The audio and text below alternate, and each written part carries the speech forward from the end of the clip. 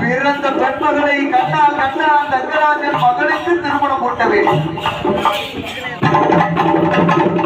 இந்த தாட்சாயினி பெண்ணாளுக்கு மனமுடித்து வைக்க வேண்டும் என்று 55 தேசத்துக்கும் அறிக்கோளை அனுப்பினார். ஊருக்கு பார்க்க வைத்தா 7 ஊருக்கு வரையடித்தான். வரையடித்து சொல்லுகிறான், என் மகள் தாட்சாயினி நான் திருமணம் வைத்திருக்கிறேன். இந்த தர்க்கனுக்கு மருமக்கமார்கள் எத்தனை பேர் இருக்கிறார்? 101 பேர் இருக்கிறார். இந்த 101 பேர்களுக்கும் அறிக்கை கொடுத்தான். அப்பா மருமக்கமார்களே, ஐயா உங்களிலே ஒருவனுக்கு என்னுடைய மகளான தாட்சாயினியை நான் மனம் முடித்து மனம் சூட்ட போகிறேன் என்று சொல்லும் வேளையிலேயே 101 மருமக்கமார்களும் வருகிறான். எனக்கு உனக்குன்னு சண்டை இட்டு வருகிறான். ஓட்டு வரலாம். ஏன்னா தாட்சாயினி இருக்கக்கூடிய அழகு அந்த அழகு அப்பேற்பட்ட அழகுலாம் இருக்கிறான். 1000 நாவும் உழைத்த ஆதிசேடனாலும் சொல்ல முடியாத ஒரு அழகு. சுந்தரியோ சுந்தரியோ தெய்வலோக பெண்தான் இவள்தானோ. எந்த நாட்டை ஆடக்கூடிய குமரி பெண்ணோ இவளோ அவள் நம்மளுக்கு கிடைப்பானா என்று ஏக்கம். இந்த தாட்சாயினி நம்மளுக்கு கிடைப்பானா?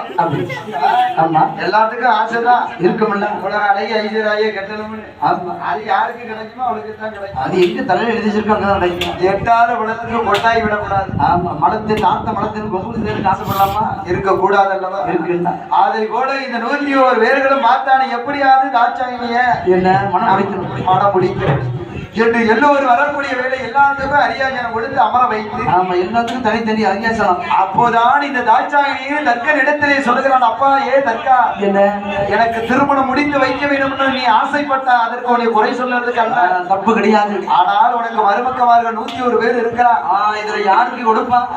அதுல ஒருவனுக்கு கொடுத்தால் மீதி 100 பேரும் உனக்கு யமனாய் மாறிடுவான், கோபம் கொள்வான், அவ்வளவு பேரும் உனக்கு சண்டைக்கு வந்துடுவான். சரி, அதனாலே நான் சொல்லுறேன், என்ன என்னுடைய திருமணத்தை திருமணமாக நடத்தாதே, வேற என்ன அதை சுயம்பரமாக நடத்து. சரிதான். என்னை ஒரு பட்டத்து யானையை அமர வைத்து என் கையிலே ஒரு சூடாமணி மாலையை தனி கொடுத்து அதை நான் அவையை நோக்கி சுரட்ட வீசுகிறேன். அதை 3 முறை சுரட்டி எரிகிறேன். அந்த ஆணையானது யாருக்கு திருப்பி விடுகிறதோ அவன் ஆண்டியாக இருந்தாலும் சரிதான், இல்லை அரசனாக இருந்தாலும் சரிதான், பண்டாரமாக இருந்தாலும் சரிதான், பரதேசியாக இருந்தாலும் யார் கழுத்தில் அந்த மாலை விடுகிறதோ அவனையே எனக்கு புருஷன் கணவானன் உத்தமன். இல்ல பரதேசி பேரா?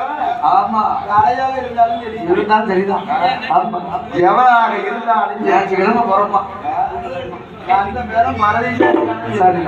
அவனுக்கே நீ மாலை மனம் சூடிவை என்று சொன்னபோது இந்த தாட்சாயினி பெண்ணவளை பட்டத்து யானையிலே மணப்பெண்ணாக அலங்கரித்து வைத்தார். மணப்பெண்ணாக நாங்க புதுப்பெண்ணா போட்டு அவளுக்கு தோழி பெண்மார்கள் ஏராளமான பேர் இருக்கிறார்கள்.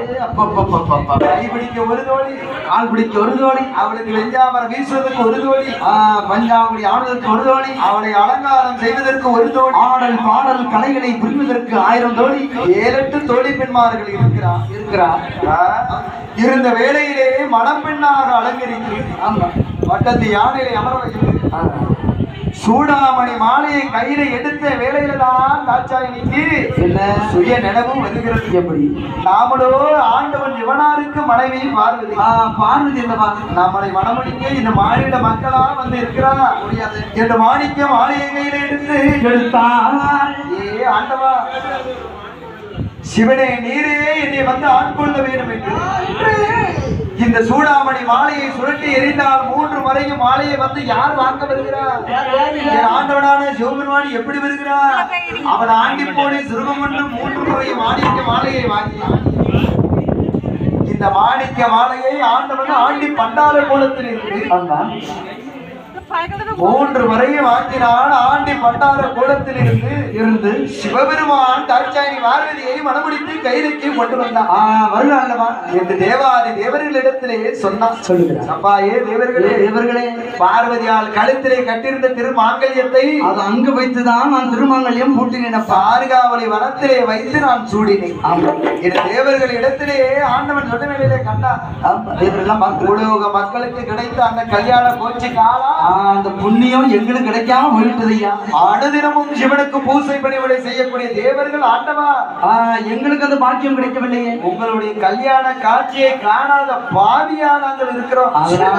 அதனாலே நீங்கள் மறுபடியும் சக்தி திருமாங்கல்யம் அவர்களை கூட்ட வேண்டும். சக்தி கழுத்திலே மறுபடியும் திருமாங்கல்யத்தை நீங்கள் சூட வேண்டும் வேண்டும். மாப்பிள்ளையும் பெண்ணுமாக எங்களுக்கு மனக்கோல காட்சியாய் அளிக்க. ஆமா, ஒரு பெண்ணை கல்யாணம் முடிச்சு அவன் தங்கச்சி இளவா அனுப்புனா அதையும்